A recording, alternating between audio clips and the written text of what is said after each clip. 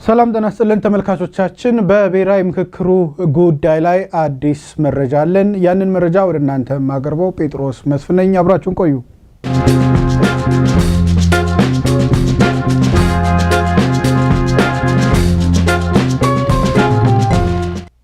ተመልካቾቻችን የብሔራዊ ምክክሩን በሚመለከት የተለያዩ መረጃዎች እየወጡ እንደሆነ ይሰማል። በእነዚህ መረጃዎች ዙሪያም በማህበረሰቡ ዘንድ ከፍተኛ መነጋገሪያ የሆኑ አጀንዳዎች የታወቁ ሲሆን ከዚህ ጋር በተያያዘ በዛሬው ዕለት የብሔራዊ ምክክር ኮሚሽኑ ባወጣው መግለጫም ከኮሚሽኑ እና እንዲሁም ኮሚሽኑ ከፈቀደላቸው የመረጃ ተቋማት በስተቀር የሚወጡ መረጃዎችን አትመኑ ሲል ተናግሯል። ነገር ግን ኮሚሽኑ በግልጽ በአደባባይ ይህንን ይናገር እንጂ ከኮሚሽኑ በሚያካሂደው የምክክሩ አጀንዳ ዙሪያና ከዛ ጀርባ በምክክር መድረክ ውስጥ የሚደረጉ የተለያዩ ጉዳዮች ግን የብዙዎችን ቀልብ የሳቡ አነጋጋሪ ክስተቶች እንዳሉት እየተነገረ ነው።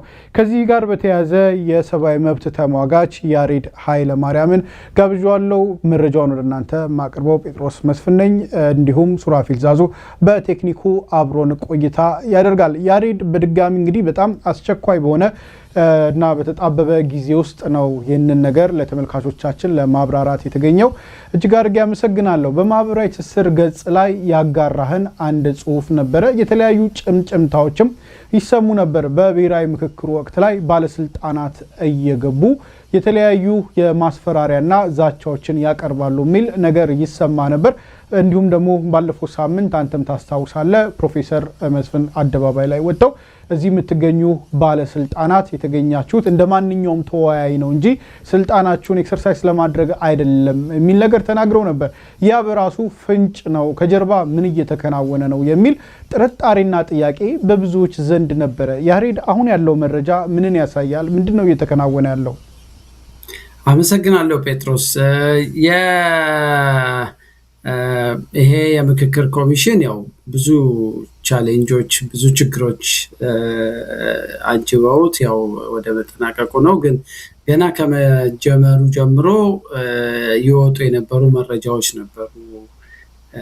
በተለይ በጣም ሴንሲቲቭ የሆኑ አወዛጋቢ በሆኑ ርዕሶች ላይ የአገዛዝ ስርዓቱ በተለይም ደግሞ ከኦሮሚያ ክልል ባለስልጣናቶች ጋር ተያይዞ ከደህንነት ባለስልጣናት ጋር ተያይዞ የሚመጡ ሮሮዎች ነበሩ ከተሳታፊዎች በኩል። በተለያየ መንገድ ኢንፎርሜሽኑ ይመጣ ነበር። መጀመሪያ እኔም እንደ ማንኛውም ዜና ነበረ ነገሮችን ሰማይ ነበረው። በኋላ ግን ራሳቸው ቅድም እንዳልከው ፕሮፌሰር መስፍን አራያ ወጥተው የሰጧቸው አንድ ብቻ ሳይሆን አንተ አንዱን ጠቅሰዋል። ሁለት ፍንጭ ነው የሰጡት እሳቸው። አንደኛው እዚህ የምትመጡ የክልል ባለስልጣናትና የከንቲባዎች እዚህ እንደ ማንኛውም ተወያይ ነው እንጂ ጫና መፍጠር አትችሉም ምናምን የሚል ይሄ መሬት ላይ ምንም ሳይኖር አይደለም የተናገሩት፣ ችግር ስለነበረ ነው። ሁለተኛው አያይዘው የውይይት እንድታሳልጡ ፋሲሊቴት እንድታደርጉ የተመደባችሁ ሰዎች ሮላችሁን አትዘንጉ፣ ካለበለዚያ እርምጃ እንወስዳለን፣ ከተሰጣችሁ ስልጣንና ኃላፊነት ውጪ አንዳንድ ነገር መፈጸማቸውን መረጃ ስላለን ብለው ማስጠንቀቂያም የሰጡበት መግለጫ አለ እና ከዛ በኋላ ግን ችግሩ እየከፋ እየበረታ በተለይ የአዲስ አበባ የባለቤትነት ጥያቄን ተያይዞ የሰብአዊ መብት ጥሰቶች በተለይ በኦሮሚያ ክልል ውስጥ የሚፈጸሙ የሰብአዊ መብት ጥሰቶች፣ አንዳንድ ከይዞታ ይገባኛል ጋር የተያያዙ ጥያቄዎች እየበረቱ መምጣት ሲጀምሩ ጫናውን በዛው ልክ እየበረታ መጣ። ሰዎችም ጫናው ሲበዛባቸው እየደጋገሙ እኔንም ሌሎችንም ሰዎች ኮንታክት እያደረጉ ያለውን ነገር ለዓለም አቀፍ ማህበረሰቡ እንድናሳውቅላቸው የኢትዮጵያም ሕዝብ እንዲያውቀው ይወተውቱ ነበረ እና ትንሽ እኔ ዛሬ ያወጣሁት ዝርዝር ነገር በደንብ በስነ ስርዓት ክትትል የተደረገበት ከሁለት ሶስት ሰዎች ማጣሪያ ክሮስ ቼክ የተደረገ ቢያንስ 5 ሰዎች ቃላቸውን የሰጡበት ከአምስቱ ደግሞ እዛ ላይም እንዳልኩት ሁለቱ የቆዩ የብልጽግና አባላት ሆነው ግን ነገሩ ያንገሸገሻቸው እና ልክ አይደለም ብለው ታስታውስ እንደሆነ በብልጽግና አባላትም መካከል በኦሮሚያ ክልል የብልጽግና አባላት ከዛ በመጡና በሌሎቹ መካከሎች ውጥረትም አለ የሚባል ነገር ነበር። ለማንኛውም ግን በደንብ የሚታመኑ ሰዎች የደረሰባቸውን ነገር ነው ቃል በቃል በጥንቃቄ የነገሩኝ እና እሱን ግን ከአንድ ሰው አልፌ እስከ 5 ሰዎች በተለያየ ሁኔታ ውስጥ ያሉ ከክልል የመጡ ከተለያየ ብሔር የመጡ የተለያየ የማህበረሰብ ውክልና ያላቸው ሰዎች የደረሰባቸውን ጫና እና በተለይ ግን ሞር ነገሩን እንትን ያደረገው ከራሱ ከብልጽግና አባላት ከኦሮሚያ ክልል ተመልምለው የመጡ የብልጽግና አባላት ሁለት ደብል ተልእኮ ያላቸው መሆኑን ሁሉም ላይሆኑ ይችላሉ፣ ግን እንደ ፓርቲ ትዕዛዝ ተሰጥቷቸው የመንግስትን ጥቅም በተለይ ደግሞ የክልሉን ጥቅም አደጋ ላይ የሚጥሉ ማናቸውንም ጉዳዮች ጥያቄውን ራሱ የሚያነሱትን ሰዎች እንዲከታተሉ፣ እንዲያስፈራሩ ከዛም አልፎ በየስብሰባ አዳራሹ አስተናጋጅ አስተናባሪ ሆነው የሚገቡት የደህንነት ሰዎች እያንዳንዱን ሰው ንግግሮቻቸውን በጥንቃቄ እንደሚከታተሉ የኮሚሽኑ ለዶክመንቴሽን ብሎ የሚቀርጻቸው ቪዲዮዎች አሉ። እሱ ለደህንነት ለዋናው የደህንነት ተቋም አክሰስ በቀላሉ ያላቸው መሆኑን እና በሌሎች ክፍሎች ውስጥ ፓራላል በሆኑ እንትኖች እዛ ውስጥ የሚደረጉ ውይይቶችን ቃል በቃል እየሰሙ መንግስትን ላይ ጠንከር ያለ ትችትና ወይም እነዚህ ጠንካራ ጥያቄዎችን ያነሱ ሰዎች አሁን የአዲስ አበባን የባለቤትነት ጥያቄ አዲስ አበባ ለኦሮሚያ አትገባም፣ የሁሉም የኢትዮጵያ ዋና ከተማ ነች ወይ ደግሞ ራስ ገዝቱን የሚል ጠንካራ እንትን ያነሱ ሰዎችንም የማስፈራራት ጭምር ከዛም አልፎ ስምምነት የተደረሰባቸውን ሰነዶች ከተጻፉ በኋላ እንደገና ምሽቱን ሪራይት አድርገው ወሳኝ የሚባሉ ጉዳዮችን ማህበረሰቡ ያነሳቸውን ጉዳዮች ጥለው ለምሳሌ ኦሮሚያ ክልል ውስጥ የተነሱ የሰብአዊ መብት ጥሰቶችን ከኦሮሚያ ክልል ድንበር መዋሰን ጋር የተነሱ ጥያቄዎችን እንደዚህ የመሳሰሉትን ነገሮች ሙሉን የለዩ እያወጡ ሌላ ሰነድ እነሱ የሚፈልጉትን ሰነድ እያዘጋጁ እዛ ላይ ሰውን እንዲፈርም እና አልፈርምም ያሉ ሰዎችን ደግሞ መከታተል፣ ማስፈራራት፣ ያው ትታሰራለህ፣ ትገደላለህ፣ ቤተሰብህን ልጆችህን ብታሳድግ ይሻልሃል የሚሉ ዛቻና ማስፈራሪያዎች በቀጥታ በደህንነት አባላቱም ውስጥ ባሉ የኦፒዲዮ አባላቶችን በኩል እንደሚደርሳቸው እና በዚህ ምክንያት በጣም የተጨነቁ ሰዎች፣ ሰላም ያጡ ሰዎች መኖራቸውን አንዳንዶቹን እንደውም ለምን ለኮሚሽነሮቹ ቀርባችሁ በተለይ ለዋናው ለፕሮፌሰር መስፍን አራያ ለምን አትነግሯቸውም የሚል ጥያቄ ደጋግሜ አንስቼ ነበር። ምን ሊያደርጉልን ከምንም ሊያስጥሉን አይችሉም እና እኛ አንዳንዶቹ ጥያቄያችንን ከማንሳት ወደኋላ አንልም፣ ግን ያው ህይወታችን አደጋ ውስጥ ነው እና ይህንን የኢትዮጵያ ህዝብን ማወቅ አለበት፣ የዓለም አቀፍ ማህበረሰቡን ማወቅ አለበት የሚል እንትን በደንብ በብዙ ምሳሌ ለሰዎቹ ደህንነት ስል ብዙውን የነገሩኝን ዝርዝር ነገሮች አንዳንድ ጠቋሚ ባህሪ ያላቸው ኢንፎርሜሽኖች ስለሆኑ ሰዎቹን ፕሮቴክት ለማድረግ ስል እነሱን ሆልድ አድርጌ ለጊዜው ግን ዝርዝር ይሄ ዛሬ የጻፍኩትን ነገር ያወጣሁት ይሄ ምክክር ከማለቁ በፊት የኢትዮጵያ ህዝብ ምን እየተካሄደበት እንደሆነ በላዩ ላይ እንዲያውቅ በሚል ነው። ጴጥሮስ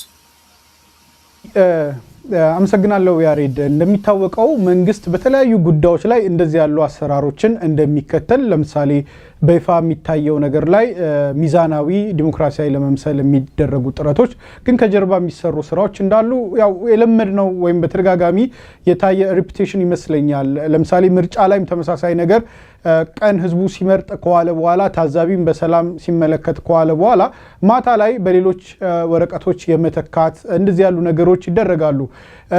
በድምጽ ብልጫ የሚወሰንባቸው ቦታዎች ላይ ቀድሞ ተነጋግሮ አጀንዳ አሲዞ ማ ለምን እጅ ያወጣል የሚለው ነገር ተስማምቶ ጨርሶ የመምጣት ነገር እንደዚህ ያሉ የደቡ አሰራሮች ይታወቃሉ።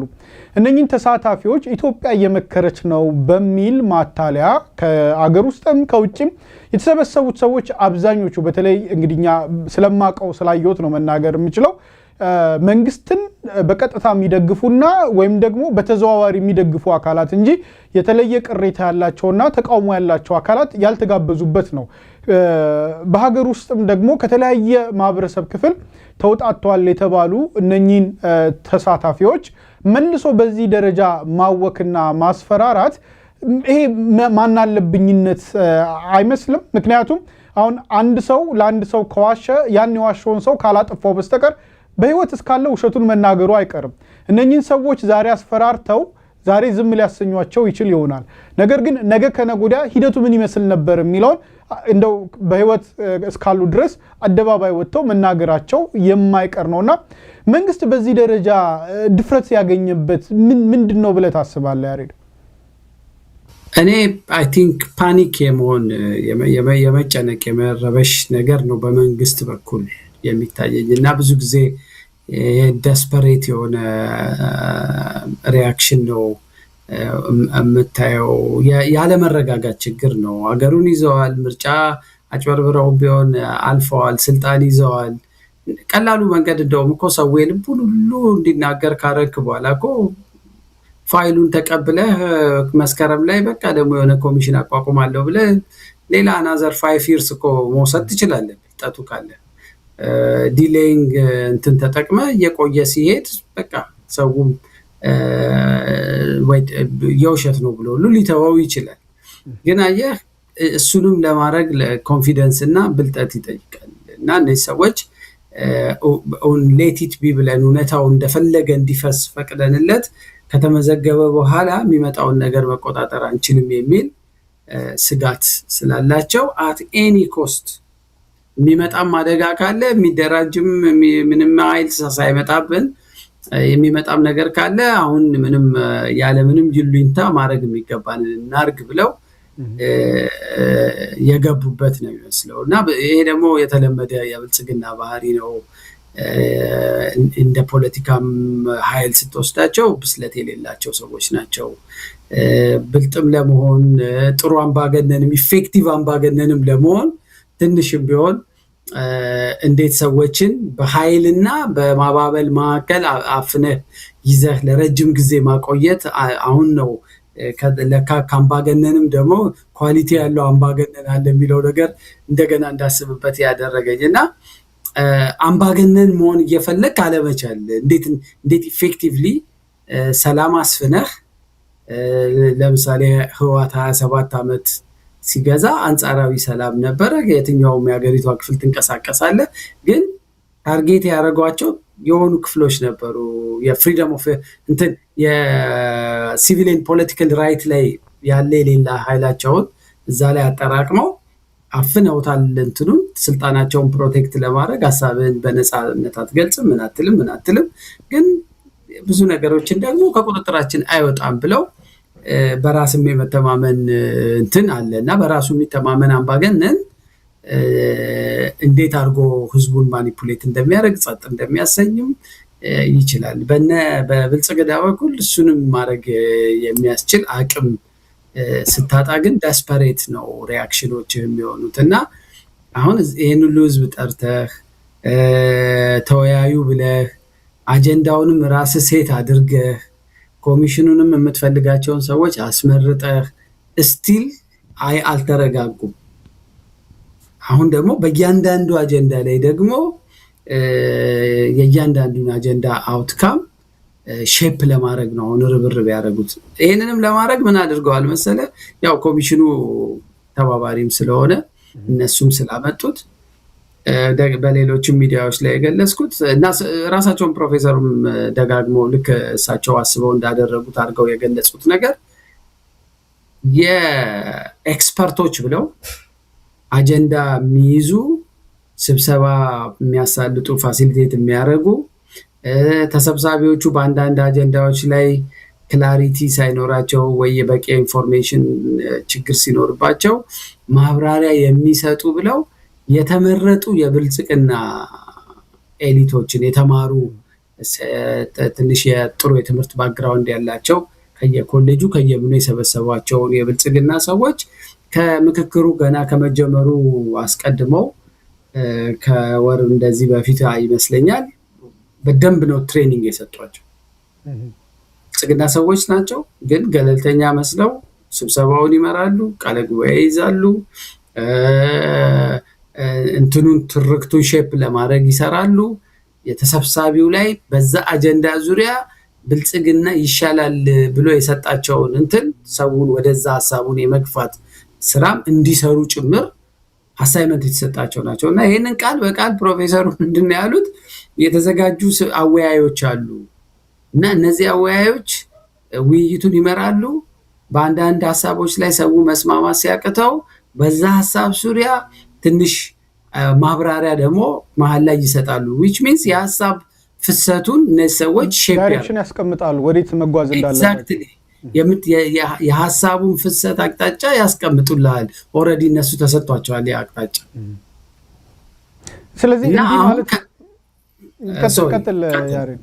አይ ከዛ አቅጣጫ አሁን ሲወጣ ራሱ አሁን መጨረሻ ላይ እሱንም ሞክረው በራሳቸውም ሰዎች አጀንዳውን እንደውም ምን አደረጉ? አንዳንድ ቦታ የነበሩትን ሰዎች ሁሉ ሞር አጀንዳዎቹን ሁሉ የሚሰሩትን ሰዎች የብልጽግና ሰዎች አደረጓቸውና ተስማምተውም የልዩነት ሀሳቦችም ያሏቸውን የተሰበሰቡትን ሀሳቦች እነዚህ ሰዎች ከጀርባ ካለው የብልጽግና ለዚህ ስራ የተመደበ ግብረ ኃይል ጋር እና ከደህንነት ቢሮ ጋር እየተነጋገሩ ስምምነት ላይ የተደረሰባቸውን ሀሳቦች እያጠፏቸው ይመጣሉ።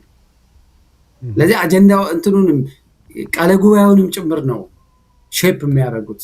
አላማው ምንድነው? at the end of the day ይሄ ልክ ይሄ ወርክሾፕ ይሄ ምክክር ሲያልቅ እነዚህ ኃይሎች ተሰብስበው እነሱ ያዘጋጇቸው ሰነዶች ኮምፓይል ተደርገው ተጠርዘው ምክር ሀሳብ ተጨምሮባቸው የኮሚሽኑ ዶክመንት ተብለው ለአብይ ይበረከቱል።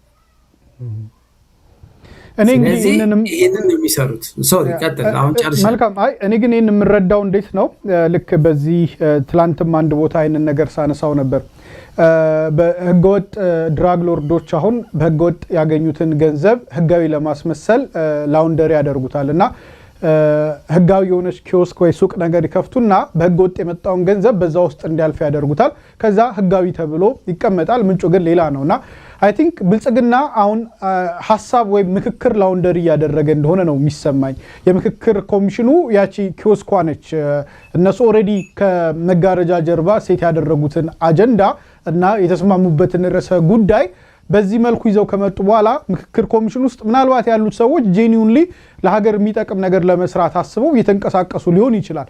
ነገር ግን ብልጽግና እቺን የምክክር ኮሚሽን የምትባል ነገር እንደ ሐሳብ ላውንደሪ ማድረጊያ በህገወጥ መንገድ ያደራጁትንና የተስማሙበትን ጉዳይ ላውንደሪ አድርጎ ፊት ለፊት ለማቅረብና ህጋዊ አስመስሎ ለማቅረብ ይሄ ህዝቡ መክሮ ያመጣበት አጀንዳውን እነሱ ናቸው ያመጡት፣ ሴት ያደረጉት እነሱ ናቸው፣ እንዳውም ዳይሬክሽን ያስቀመጡት እነሱ ናቸው። ነገር ግን ይሄ ህዝቡ መክሮት ያመጣው ነው የሚል ሌጂቲሜሲ የመስጠት ጉዳይ ካልሆነ በስተቀር ሌላ የሚታየኝ ነገር የለም። ምናልባት ለተመልካቾቻችን ግልጽ ለማድረግ እየተነሳ ያለው እንግዲህ የሰብአዊ መብት ተሟጋች ያሬድም ባሉት መረጃዎች ግልጽ ሂደቱንም ነግሮናል፣ እንዴት መረጃዎቹ እንደተሰበሰቡ። የሆነው ነገር ተሰብሳቢዎች ቁጭ ብለው በሚወያዩበት ወቅት ላይ የሚያነሷቸውን አጀንዳዎች የተወሰኑ አካባቢዎች በተለይ ከዚህ ከኦሮሚያ ብልጽግና የሚመጡና አንዳንድ ባለስልጣናት የማይመቻቸው ብልጽግና የማይደግፈው ሐሳብ ሲሆን ሐሳቡን እንዲቀይሩ ሰዎቹ ላይ ተጽዕኖ የማድረስ የማስገደድ ከዛም ባሻገር ደግሞ የማስፈራራት ሰዎቹን ሊፈሩ ይችሉበታል ብለው የሚያስቡትን ነገር በመጠቀም የማስፈራራት ከእንደገና ውይይቶቹ ደግሞ የሚቀዱ ናቸው። ለታሪክ ወይም ደግሞ ለወደፊት ለማህደር በሚል የሚቀዱ ሲሆን ግን ከሚቀዱበት ጀርባ ግን ስክሪን ክፍል ውስጥ የብልጽግና ወይም የመንግስት የደህንነት መስሪያ ቤት ሰዎች ተሰብስበው ቁጭ ብለው ምን ይናገራል የሚለውን የማየት የመከታተልና እነኛን ሰዎች ደግሞ የማስፈራራት ሂደት ነው ማለት ነው እንግዲህ እየተከናወነ ያለው። ከዛም ባሻገር የተወያዩበትን አጀንዳ የማስቀየር እንዲሁም ቃለ ጉባኤ ሙሉ በሙሉ የመለወጥ አካሄድና አዝማሚያ ነው። ይሄ በጣም አሳሳቢም አስደንጋጭም ነው። ምናልባት ያሬድ የአዲስ አበባ ጉዳይ ከመነሳቱ በፊት ስለ ምክክር ኮሚሽኑ ብዙ ሰው እየተነጋገረ አልነበረም፣ እየተወያየ አልነበረም። ብዙ ሰው ተስፋ ቆርጦ በቃ በምክክር ኮሚሽኑ ላይ ዞር ብሎ የሚያይ ሰው አልነበረም። ምናልባት በህዝቡ ዘንድ መነጋገሪያ አለመሆኑ ስላሳሰባቸው እንደው ምክር እየተካሄደ ነው የሚለው ከዛው ከብልጽግናና ከደጋፊ ካምፕ ስላልወጣ የተቀረውን ማህበረሰብ ወደዛ ለመክተት ይሆን ይህንን አጀንዳ አፈንግጦ እንዲወጣ ከዛ አፈንግጦ ሲወጣ ደግሞ ከቁጥጥራቸው ውጪ የሚሆን ሲመስላቸው መልሰው እንደዚህ ያለ የማስፈራራና የክትትል መንገድ እየሄዱ ያሉት እንዴት ታስባለህ? ይህንን ነገር ሊሆንም ይችላል፣ ግን በሌላ መንገድ ደግሞ በተለይ በኦሮሚያ ክልል በፖለቲከኞች በተለይ የብልጽግና ካስታወስክ እኮ ገና ምክክሩ ሊጀምር ሲል የክልሎች ይፈርሳሉ የሚባል የውሸት ወሬ አስወሩና ሽመልስ ካድሬዎቹን ሰብስቦ የተናገረውን ነገር አይ ቲንክ እናንተም ሽፋን ሳትሰጡት አትቀሩ። ስለዚህ በኦሮሚያ ክልል በሚነሱ ጥያቄዎች ላይ ከማንም ጋር እንደራደር የሚለውን ነገር በዚህ ጉዳይ ቀልድ አናቅም የሚል እንትን አንዷ የአዲስ አበባ ጉዳይ ነው። ግን የአዲስ አበባ ጉዳይ ብቻ እንዳትል አብዛኛው የኦሮሚያ ክልል ላይ የተነሱ የሰብአዊ መብት ጥያቄዎችም ጭምር ነው የምልህ። ኦሮሚያ ክልል ውስጥ በተለያየ ቦታ የተፈጸሙ የሰብአዊ መብት ጥሰቶች የተያዙባቸውን አጀንዳዎች ካልወጣ ብለው ሰዎችን ሁሉ እስከ ማሸማቀቅ፣ እስከ መሳደብ፣ እስከ ማስፈራራት ጥያቄዎቹን ያነሱትን ሰዎች ከዛ ደግሞ በደን ሰዎቹን እስከ መከታተል ሄደዋል። ስለዚህ ዓላማው የምንላችሁን ተቀብላችሁ በእኛ ተርም ውይይቱ ይደመደማል ነው። ቅድም ያልከው ይሄ የሀሳብ ላውንደሪ ያልከው ገንዘብ ህገወጥ ገንዘብን ለማዘዋወር ኪዮስክ ከፍተው ያልከው ነገር is a very good ጥሩ ምሳሌ ነው። ግን የብልጽግና ከዛ አንድ ስቴፕ ያልፋል ጴጥሮስ።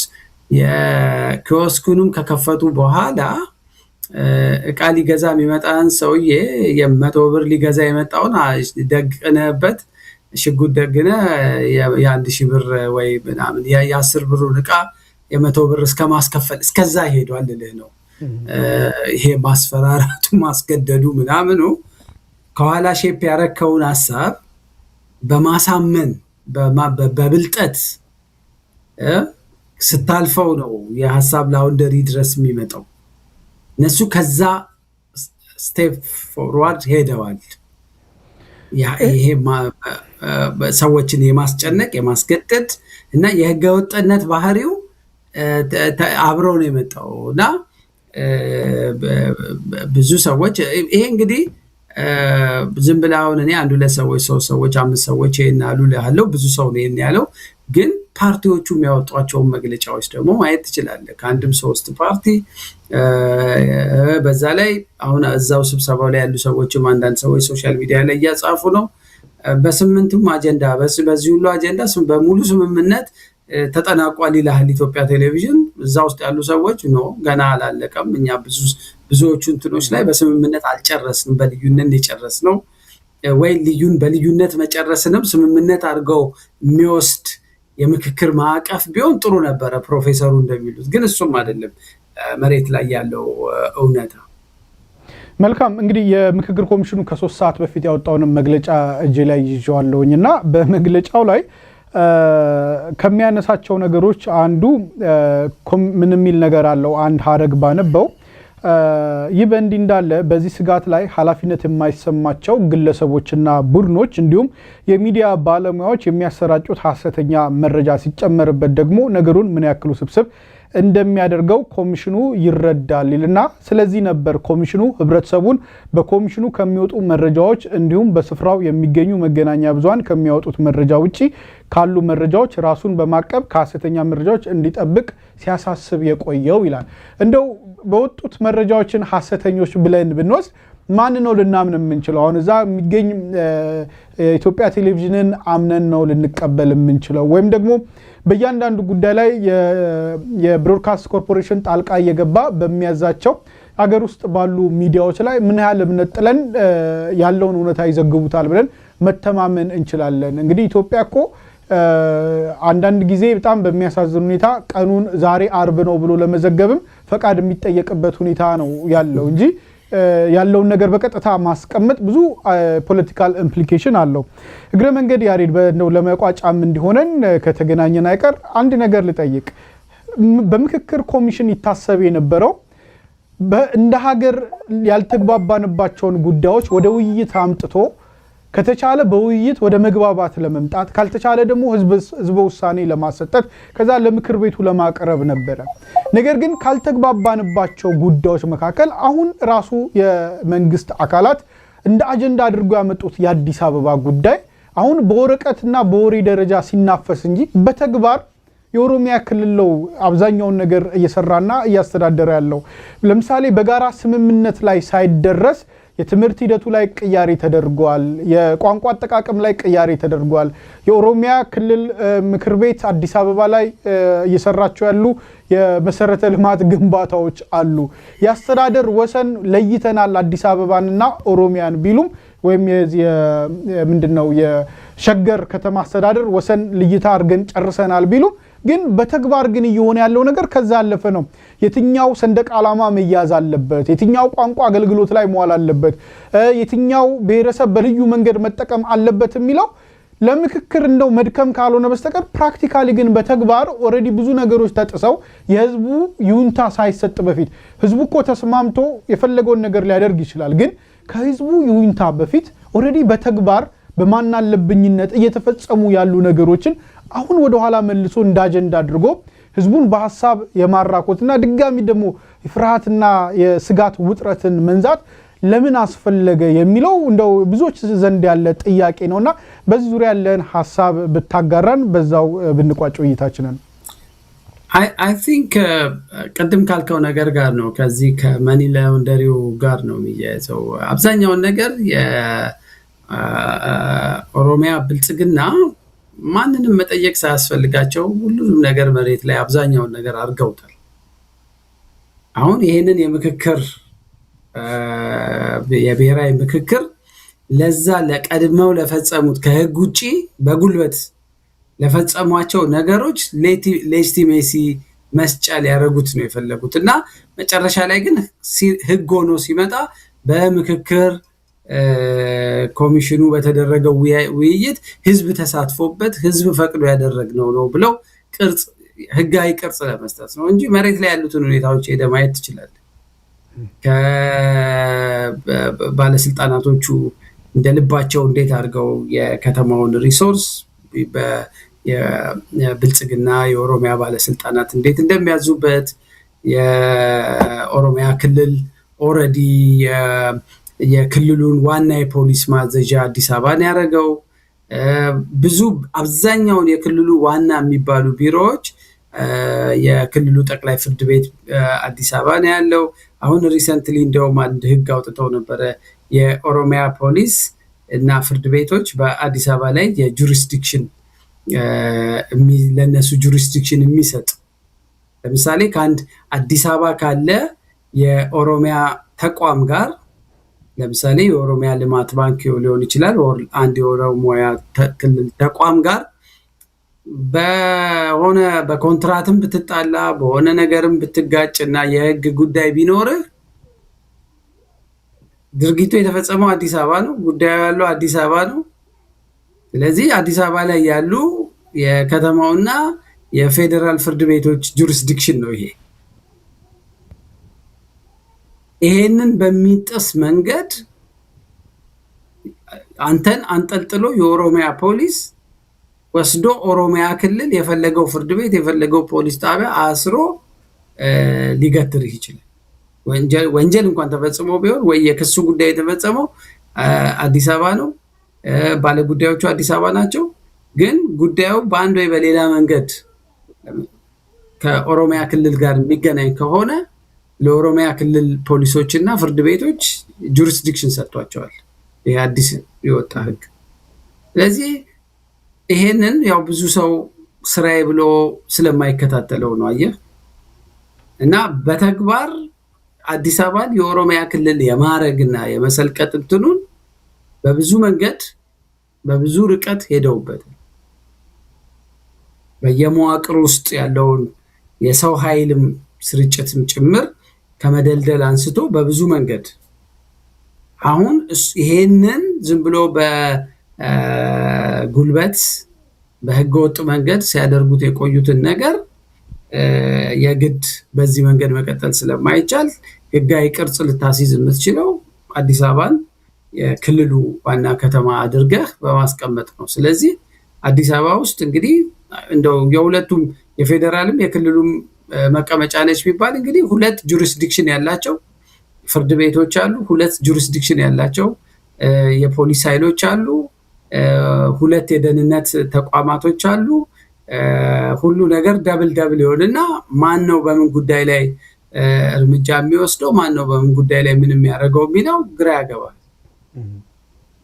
እና ከአንተን ከአንድ የኦሮሞኛ ቋንቋ ተናጋሪ ሰው ጋር ችግር ቢኖርብህ ያኛው ሰውዬ ጉዳይ በኦሮሚያ ፍርድ ቤት ይታይ ካለ ድርጊቱ የተፈጸመው አዲስ አበባ ቢሆን መተው ጆሮውን ይዘው አንጠልጥለው ወስደው ኦሮሚያ ክልል ወይም ኦሮሚያ ፍርድ ቤት ላይ በማታውቀው ቋንቋ ግን በአስተርጓሚነት ተናገር ልትባል፣ ክስን ተከራከር ልትባል ትችላለህ።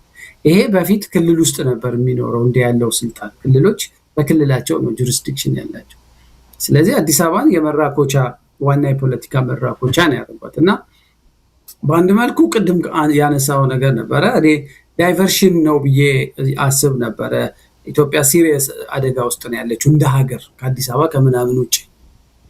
የትግራይ ጉዳይ ዲፋክቶ ስቴት ሆናለች፣ ነገ ትቀጥላለች፣ ትገነጠላለች፣ አይታወቅም። ሌሎች ልክ እንደዚህ የአማራ ክልሉ ጉዳይ ምናምን የሰላሙ የምናምኑ ብዙ ውስብስብ ችግሮች አሉ እና ሆን ተብሎ የአዲስ አበባን ጉዳይ የሴንተር ኦፍ እንትን የሁሉ ነገር ማጠንጠኛ አድርገው ሲያመጡት ሰው እዛ ላይ ሲረባረብ በሌሎቹ ጉዳዮች ላይ ሪሊፍ ሊያገኙ ነው የሚልም ግምት ነበረኝ። ግን አሁን እየሄዱበት ያለው ነገር ግን ለራሳቸውን ባክፋየር እያደረገ ያለ ይመስለኛል። መልካም እንግዲህ ያነሳውን ጥያቄ ግን ሳረሰው አልቀረውም። ከሁለተኛው ጥያቄ በፊት አንድ ጥያቄ አቅርበልኝ ነበር። በዚህ መንገድ ነገሮችን ማለት ህዝባዊ ይሁንታን ሳያገኙ ወደዚህ እየሄዱ ያለበት መንገድ ምንድነው የገፋቸው የሚል ነበር። ያው በተዘዋዋሪ መልሰዋል ነው። በቃ ልክ ነው፣ ተቀራራቢ መልስ። አመሰግናለሁ። እንግዲህ ተመልካቾቻችን ያው በምክክሩ ዙሪያ ላይ የሚደረጉ ነገሮች ብዙዎችን ትኩረት ስበው አሁን የትኩረት አቅጣጫም በዛ መልኩ እንዲሆን እየተደረገ ያለበት ሁኔታ አለ። በሀገራችን ግን እየሆኑ ያሉ በርካታ ጉዳዮች አሉ። ጆሮን ጭው የሚያደርጉ የሰብአዊ መብት ጥሰቶች ሰዎች በህግ ቁጥጥር ስር ከዋሉ በኋላ ከ5 እና 6 በላይ ታጣቂዎች መሳሪያ ደግነው የያዟቸውን ግለሰቦች የፊጥኝ አስረው ለፍርድ ወደ ማረሚያ ቤት ወይም ደግሞ ወደ ምርመራ ቦታ ከመውሰድ ይልቅ በዛው እንግዲህ እርምጃ የመውሰድና እርምጃም ወስዶ በአደባባይ ወጥቶ እርምጃ ወስደናል የሚል መግለጫ እስከ መስጠት የተደረሰበት ሁኔታ ነው እያየን ያለ ነውና በተግባር የምናያቸው እንደዚህ ያሉ ነገሮች ባሉበት ሁኔታ ላይ በምክክር ነገሮች እንለውጣለን እመኑን የሚለውን ነገር እንግዲህ መሳሪያ በእጁ ያለው አካል ማንን ማመን እንዳለብን እየነገረን ስለሆነ ትዝብቱንና ፍርዱን ለህዝብ መተው እንወዳለን። ነገር ግን ከምክክሩ ሂደትና ከዛ ዙሪያ ያለውን ሸፍጥ ግን በሰብአዊ መብት ተሟጋች ያሬድ ኃይለማርያም በእርሱ በኩል ያሉ መረጃዎችን ያጋራንበት መረጃ ፕሮግራማችን ነው። ያሬድ ኃይለማርያም ከብራሰልስ፣ እኔ ጴጥሮስ መስፍን ከዋሽንግተን ዲሲ ኤምኤስ ስቱዲዮ ነበር። በቴክኒኩ ሱራፊል ዛዙ አብሮን ቆይቷል። አብራችሁን ስለቆያችሁ እያመሰገንን መረጃዎቹን ለሌሎች እንዲደርሱ እንድታጋሩ ጥሪያችን እናቀርባለን። በዚሁ አበቃን። ጤና ይስጥልን።